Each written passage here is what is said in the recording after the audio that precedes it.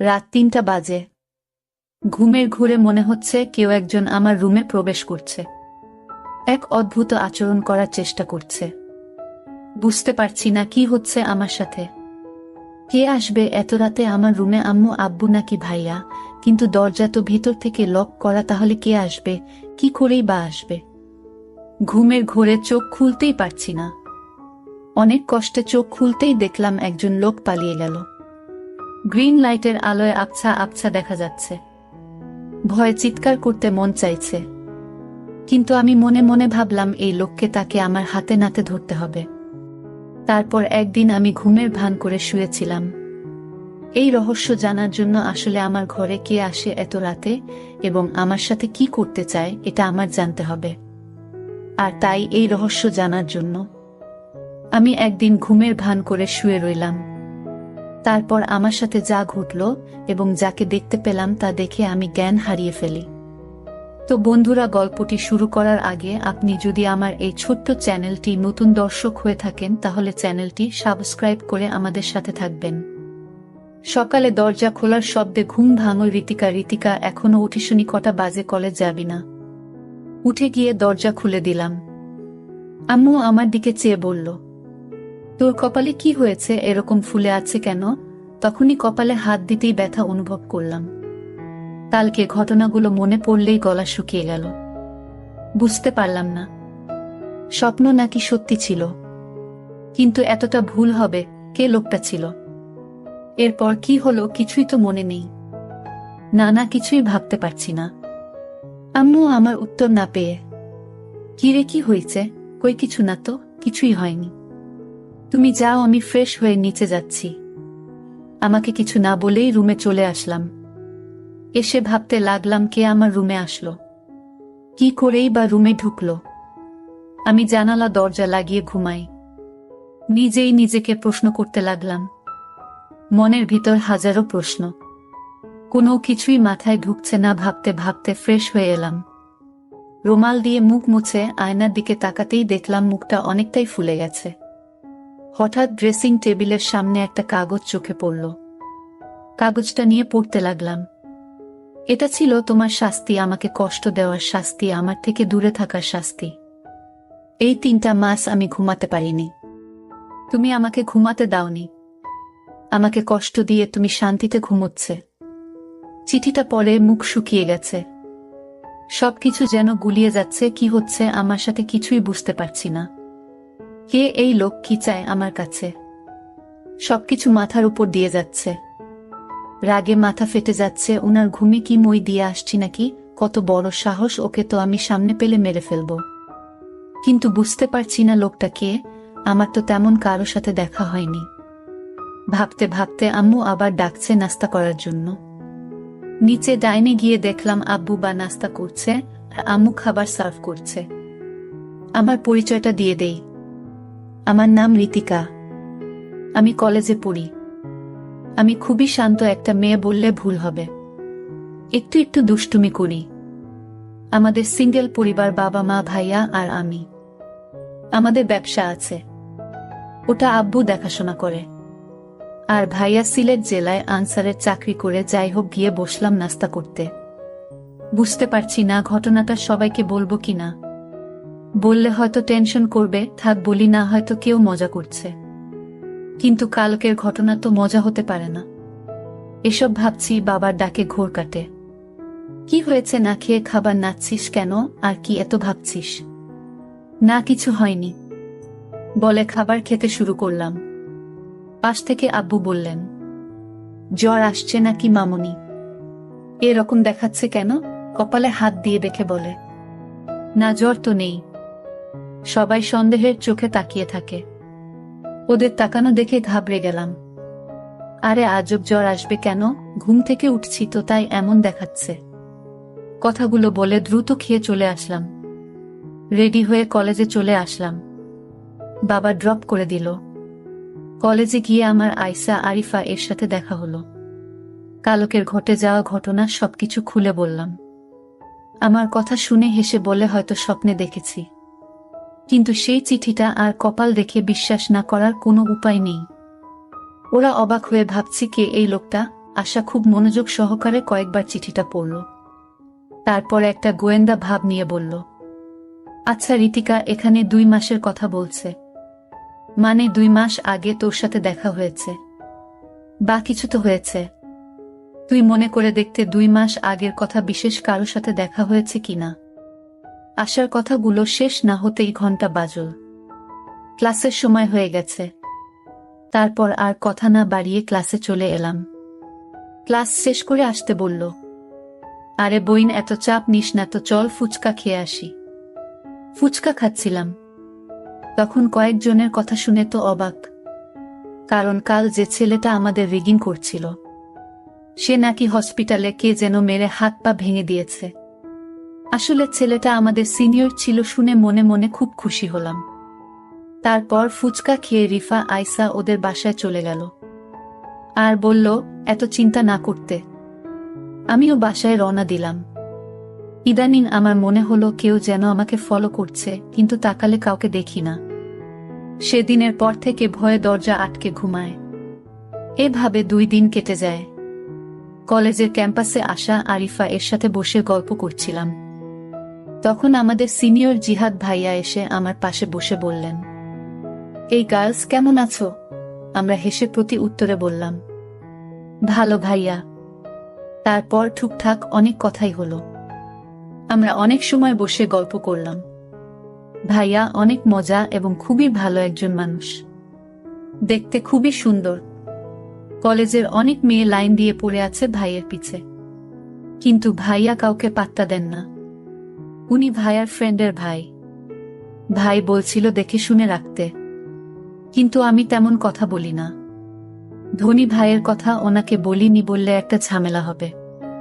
আমি ঝামেলা পছন্দ করি না। তারপর ওনার সাথে কথা বলতে বলতে আমি উঠে বললাম, তোমরা কথা বলো, আমি একটু আসছি। বলে চলে আসলাম।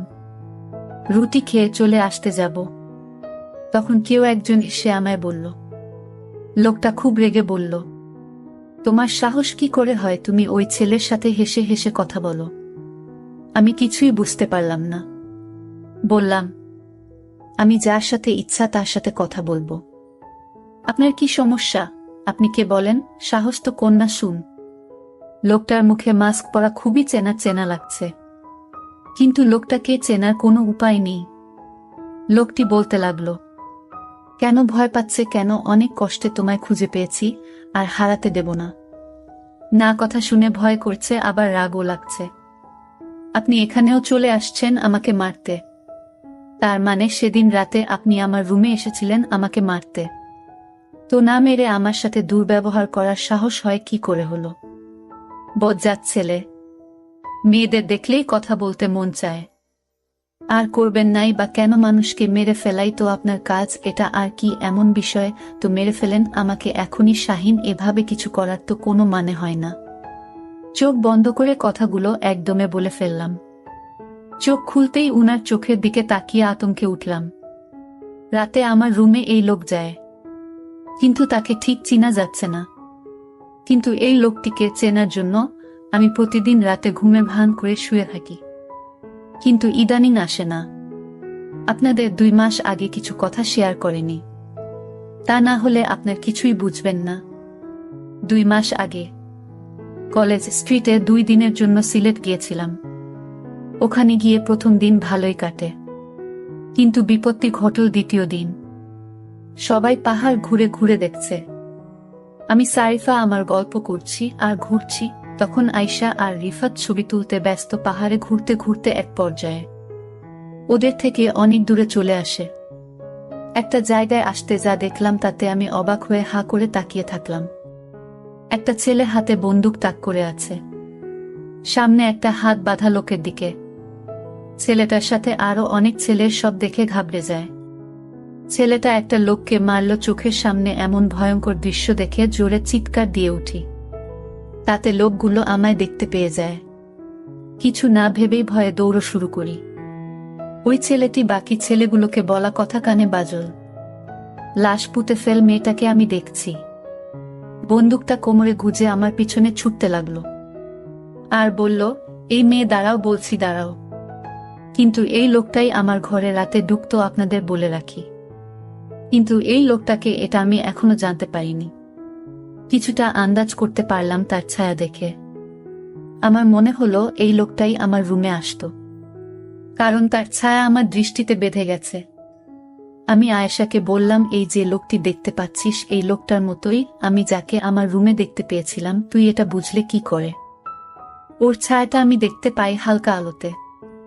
এই লোকটাই হবে বলে রাখা ভালো। আমার বড় ভাই ব্যাটালিয়নের চাকরি করে সিলেট জেলায়। আমার আর যে লোকটা অন্য একটা লোককে মেরেছিল সে আর কেউ না, সে হচ্ছে আমার বড় ভাই। কিন্তু সে আমাকে দেখতে পায় না ভালো করে, আমাকে চিনতেও পারল না। আমি ঠিকই তখন চিনে ফেলি। আমি মনে মনে ভাবলাম আমার বড় ভাইয়া কেমন পাষাণ হয়ে গেছে যে কিনা মানুষ হত্যা করে। আমি একথা ভাবতেই আমার খুব খারাপ লাগলো এবং ভাইয়ের প্রতি ঘৃণার জন্ম নিল। এসব চাকরি যারা করে তারা নাকি পাষাণ হয়ে যায়। আমার ভাবতে অবাক লাগছে। যাই হোক, আমরা একদিন দূরে ঘোরাফেরা করে বাড়িতে চলে আসলাম। আমি কিছুতেই ভাইয়ের মানুষ মারার দৃশ্যটা ভুলতে পারছি না। এসব ভাবতে ভাবতে ঘুমিয়ে পড়লাম। হঠাৎ আমার রুমে পায়ের আওয়াজ শুনতে পেলাম। আমার কপালে কি যেন হাত রাখল। 2 দিন দূরে থাকায় তেমন একটা ঘুম হয়নি আমার, আর তাই বেহুশের মতো ঘুমাচ্ছিলাম, তাই কিছু বলতে পারিনি। হঠাৎ যখন অনুভব করলাম আমার রুমে কেউ এসেছে, তখন চোখ খুলে দেখি কেউ নেই, কিন্তু পায়ের চিহ্ন রয়ে গেছে ঘরে। পায়ের চিহ্ন, এটা আমার খুব পরিচিত মনে হলো। আমার মনে হলো সে আমার পরিবারের যে কেউ হতে পারে, কিন্তু কে সে এটা এখন পর্যন্ত জানতে পারলাম না। আমি এই কারণে শান্তিতে ঘুমাতে পারি না। এটা কি আমি স্বপ্ন দেখি নাকি বাস্তবতাও বুঝতে পারছি না।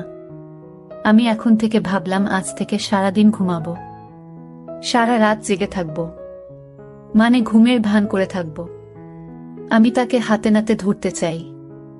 সে কেন আমার ঘরে আসে, আমার কাছে কি চায়, এটা জানার জন্য আমার মনে একরকম হতাশা তৈরি হয়ে গেল। আমি আমার পরিবারের অর্থাৎ মা বাবার সাথে বিষয়টা শেয়ারও করতে পারছি না। শেয়ার করব তখন যখন এই রহস্য আমি জানতে পারব। তো পরের দিন সকালে কলেজে গেলাম। তারপর আয়েশার সাথে আজ রাতের ঘটনা শেয়ার করলাম। আয়েশা আজ রাগান্বিত হয়ে বলল, তুই কি বললি সে সব স্বপ্ন বাঁধে? এগুলো শুনতে আর ভালো লাগে না। এগুলো সবই হয়, বাস্তবে হয় না। আয়েশা, তুমি যাই করো না কেন, তুই দেখে নিস আমি 20 দিনের ভিতরে আমি তাকে হাতে নাতে ধরব। তারপর কলেজ থেকে বাসায় ফিরে শুনতে পেলাম আমার ভাইয়া বাড়িতে আসছে, কারণ 4 দিনের ছুটি নিয়ে আসছে। আমার জন্য অনেক গিফট নিয়ে আসছে। আমি বাড়িতে প্রবেশ করতে আমি ভাইকে দেখি দরজার সামনে দাঁড়িয়ে আছে।